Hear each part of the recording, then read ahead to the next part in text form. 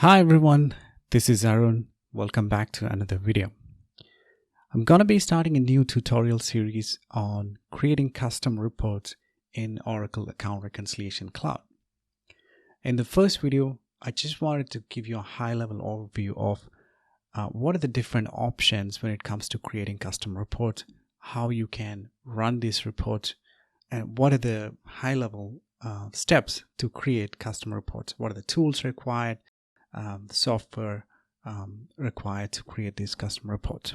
Before I get started, if you like to see more videos on Oracle ERP Cloud and Oracle EPM Cloud, I make videos on them. So consider subscribing and give me your suggestions and feedback, and I'll really appreciate that. All right, let's get started. So I'm logged into the account reconciliation application. First, I want to show you where you can run this report, right? So if from the home page, I click on reports, and you'll see two different tabs, one for reconciliation compliance and one for transaction matching. Now, out of the box, Oracle delivers certain reports, and you can see some of these reports here. In reconciliation compliance tab, I can also see them in the transaction matching tab. So if I want to run this, I can select the report and click on the generate button, and I can select the format as well. So I can select either CSV, formatted CSV, Excel, HTML, PDF, etc. And you can have parameters, so the user can select or pass certain values to the report, and the report will be generated based on those values. So in this case, we're going to checking the match type configuration, whether the match type is approved or pending. So if I can select approved and then click on generate, and it's going to give you a report with all the approved match types in the system.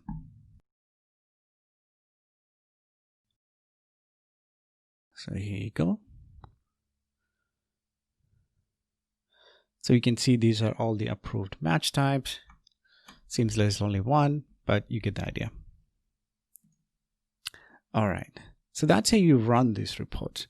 Now, if you want to see where these reports are, you have to go to application and report configuration.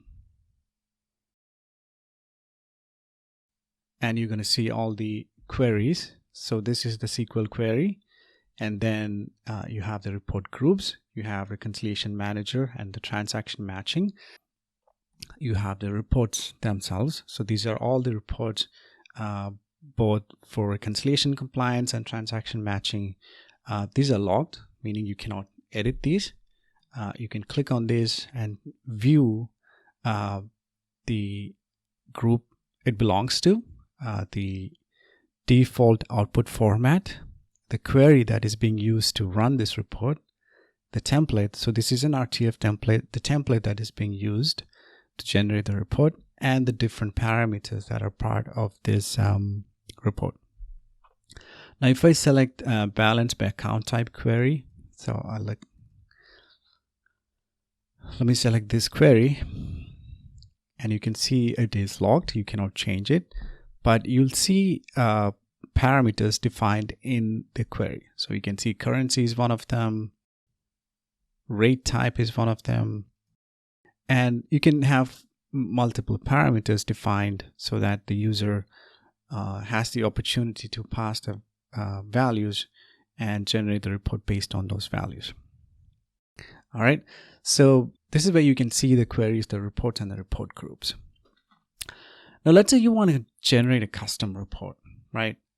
For example, in transaction matching, you have all this data, all these match types defined, and for each match type, you can have one or multiple data sources. So you may want to know what are the different data sources defined in the system. The reason why I'm saying this is the data sources itself are created dynamically. So the table name is not a static table name or not a constant table name. You wouldn't know beforehand what the table name of the data source is. And the same goes for the columns in those data sources. To give you an example, let me go to the documentation. So if I look at the ARCS documentation, and this is where you can go and check all the tables that are part of reconciliation compliance and transaction matching. These are all the tables for reconciliation compliance. These are all the tables for transaction matching. And pay close attention to this one, the transaction matching dynamic tables. Right? So for each data source, one table is created dynamically to store the data. So when you define your transaction matching match type, you might have one or more data sources for that transaction matching match type. For each of the data source, the system creates the data table dynamically. So you don't know what the table name is beforehand. So and if you check the table details, you can see some of the columns are predefined columns rather. So trans ID, recon ID, job ID, match ID, etc. But you'll see that actual attributes itself that you define for each data source is gonna be a column name that starts with C underscore and a number. So it could be C underscore 1234. Let's say you have a data source and you have an attribute called transaction date. The system doesn't store transaction date as the column name. It's going to store C underscore 1234 as the transaction date column. And you'll get more details once we start taking a look at these concepts in our future videos. But I just wanted to give you an idea where you can check out the tables. There are some views that you can check out. So this is your a go-to document to view what are the tables and the views in reconciliation compliance and transaction matching. Now, people who have been working on BI Publisher, so if you have worked on eBusiness Suite, ERP Cloud, and you know how to create BI reports using RTF template, it's going to be a cakewalk for you guys. All right, so let me go back to the instance. So if I want to create, let's say I want to see the data sources, right? So let me expand the tables. So TM underscore data source. So this table stores transaction matching data sources. So let's say I just want to have a query to see what are the different data sources that I have set up in the system. So I could just copy this column name, go to here and say create. So this is where you come to the queries and create a new query. So either reconciliation compliance or transaction matching, but I'm going to select transaction matching. I'm going to say data sources. And this is report query or parameter query. So we're going to select report query. I'll explain parameter query in a future video. So I can just say select star from TM data source, right? I can validate. So it'll say the query is valid, close. And in order to create the RTF template, you're going to need the XML output, right? So you can generate the sample XML. And let me open Word.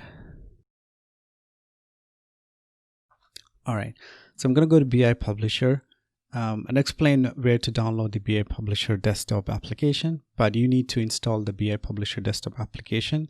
I can click Sample XML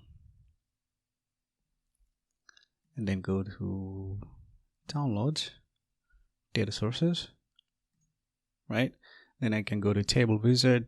I'm going to select all the fields. So I'm going to select everything and then say Finish.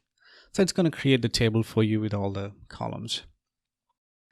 And if you want to take a look at the XML file, this is for the folks who hasn't worked on BI Publisher. But so if you want to take a look at the XML file, you'll see all these data fields in the XML file. So we're just selecting those data fields from the XML file in this RTF template. So let me show you the XML file real quickly.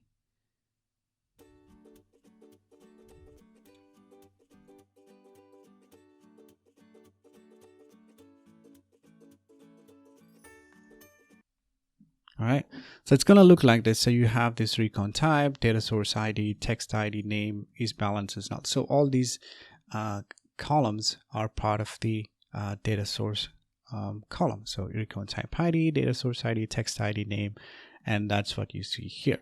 So in the RTF template, we're just mapping those fields here.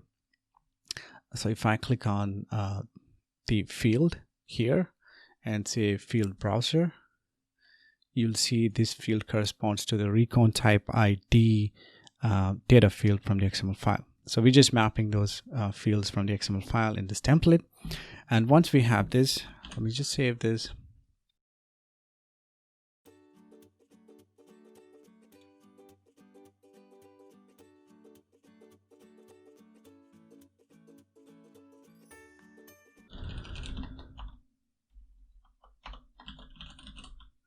Sources, RTF.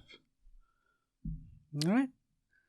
So we have the report, we have the RTF template, we have the query. Now if I go back to the application, so I can just save and close this. I'm going to create a new report group. So I'm going to say custom TM reports. All right, display to user, save and close. So we created the custom query. We created the group and explain where that comes in handy. And let's go to the reports. Then I'm going to say create a new report, select transaction matching, data sources. I'm going to say here, I'm going to select the custom TM reports group that we defined. And I'm going to say output format is Excel. And the query is going to be data sources. So this is the data query that we created. I'm going to browse and select the RTF template that we created. I know I'm going pretty fast, but this is just to show you what's possible. And we can go into more details in the further videos. So sources. Okay. Now there is no parameters in the query, so nothing is going to be displayed here. But one key thing to remember is you have to always provide access. Otherwise, even if you create the report, even if you assign the report to a report group, they're not going to see it when they go to the reports page. So let's say we have assigned access to service administrator and maybe power user. Save and close. All right. Now let me go back to the reports page, and you'll see now we're in transaction matching. You have a report group called reports transaction matching, and then there's another report group called custom TM reports, and that report group has one report which is data sources. So let me click on that and then generate.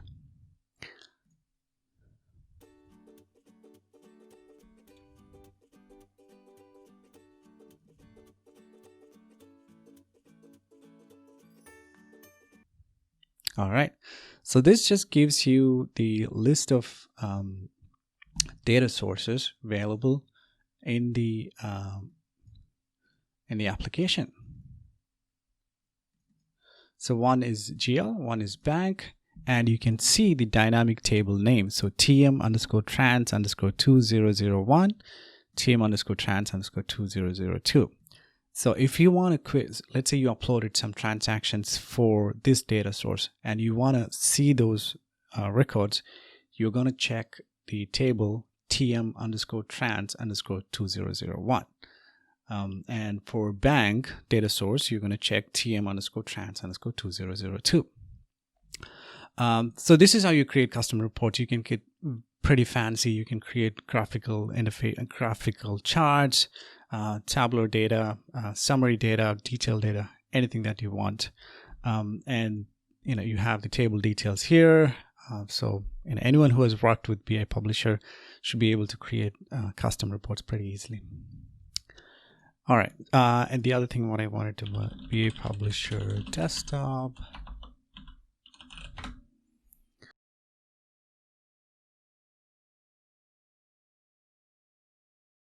So you can download the BI Publisher desktop for Windows. So usually you can download I think I have the BI Publisher desktop 64-bit Office on Windows. This is what I have. Once you install that, you're going to see that BI publisher option here, and you can download the XML file from the query. Then you can create your own reports. All right, so I just wanted to give you a high-level overview of how you can create the custom reports, how you can invoke the custom reports. Also, if you want to invoke the custom reports, there are REST APIs and EPM automate commands to invoke these custom reports. All right, so in the next video, we will take specific examples of how to create these custom reports and passing parameters, etc. All right, I hope this was helpful. Let me know your comments, suggestions, and feedback. I don't know when I'm going to create the next video, but I'll try to do it as soon as possible. If you liked this video, give it a thumbs up. If you love the content that I'm creating, please consider subscribing. Happy New Year to everyone. Have a great weekend, and I'll talk to you in the next one. Stay safe. Take care.